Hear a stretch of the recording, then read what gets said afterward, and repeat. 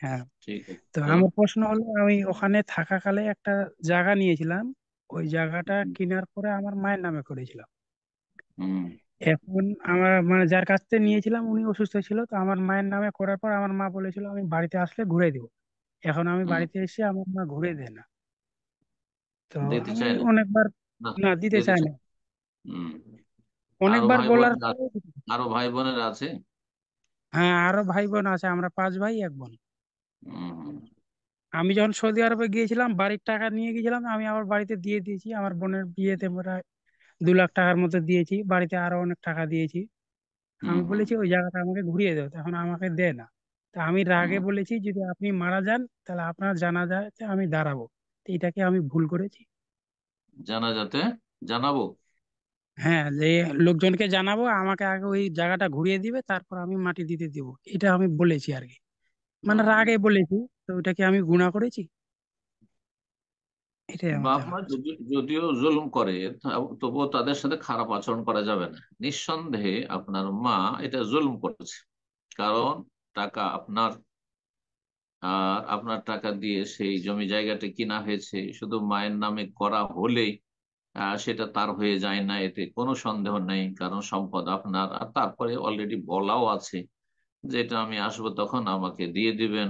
আর তারপরে দিচ্ছে না, এটা তিনি চরম অন্যায় কাজ করছেন, বান্দার হক নষ্ট করছেন। আর কিয়ামতের দিনে হাসর মাঠে আল্লাহর কাছে ফেঁসে যাবেন। আর বান্দার হক সেই দিন আদায় করতে হবে নেকি দিয়ে, যদি মাফ না করেন মাকে।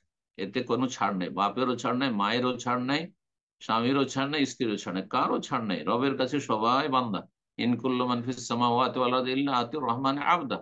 আসমান জমিনে জিবরাইল, মিকাইল, আম্বিয়া, রসুল, যে কেউ আছে ছোট বড়, সবাই আল্লাহর সামনে আব্দ, দাস হয়ে, গোলাম হয়ে, অসহায় হয়ে হাজির হবে। বাপ মাও আসামের কাঠগড়ায় হাজির হবে পাপী হয়ে যদি হাজির হয়, আর ছেলে মেয়েরাও হাজির হবে। সুতরাং আল্লাহকে যেন ভয় করেন আপনার মা, এবং তাকে তওবা করার তৌফিক দান করেন, সংশোধনের তৌফিক দান করেন, এবং আপনার সম্পদ ফিরিয়ে দেওয়ার জীবদ্দশায় তৌফিক দান করেন। মায়ের জানাজা অবশ্যই যতই জালেম হোক না কেন, মায়ের জানাজায় হাজির হইতে হবে। জি। আর জানাজা পড়তে দেব না এমন কথা বলা ঠিক হবে না, তবে সেখানে বলা যেতে পারে যে আমার মায়ের উপর আমার একটা হক আছে। সেটা হচ্ছে যে আমার জমি তার নামে করেছিলাম আমার টাকা দিয়ে, সেটা আমি তার কাছে পাওনা আছে। আর পাওনা নিয়ে কেউ যদি মারা যায়, তাহলে শহীদ হলে আল্লাহ মাফ করবেন না। ইউগফারু লিশ-শাহিদ কুল্লু যামবিন ইল্লা দাইন। শহীদের সমস্ত গুনাহ মাফ হয়ে যাবে, কিন্তু ঋণের গুনাহ, মানুষের হকের গুনাহ মাফ হবে না। সুতরাং সেখানে আপনি অন্যান্য যারা পা- পাওনাদার যেমন দাবি করতে পারে, আপনি দাবি করতে পারেন যে আমার মায়ের যে জায়গাটি আমার টাকা দিয়ে কেনা হয়েছে আমার মায়ের নামে আছে, সেটা আমি ফিরিয়ে চাই, সেই দাবিটা আমি ছাড়বো না। তাহলে সেটা ন্যায্য অধিকার, কিন্তু তা জানা যায় হাজির হতে হবে। সমাজের লোকেরা যদি সেখানে ইনসাফ বিচার করে, তাহলে আল্লাহ তাদের ভালো করুন, তারা নেকি পাবে। আর যদি না করে, আপনি মাফ না করেন মাকে, তো কিয়ামতের দিনে ফাঁসবে। জি।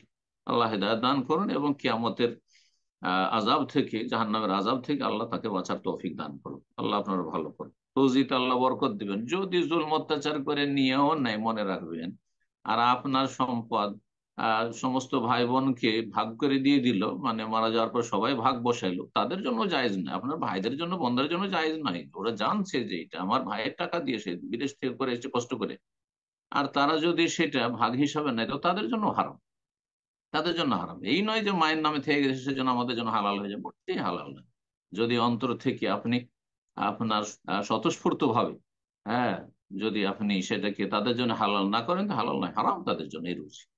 আল্লাহ সকলকে হেদায়েত দান করুন।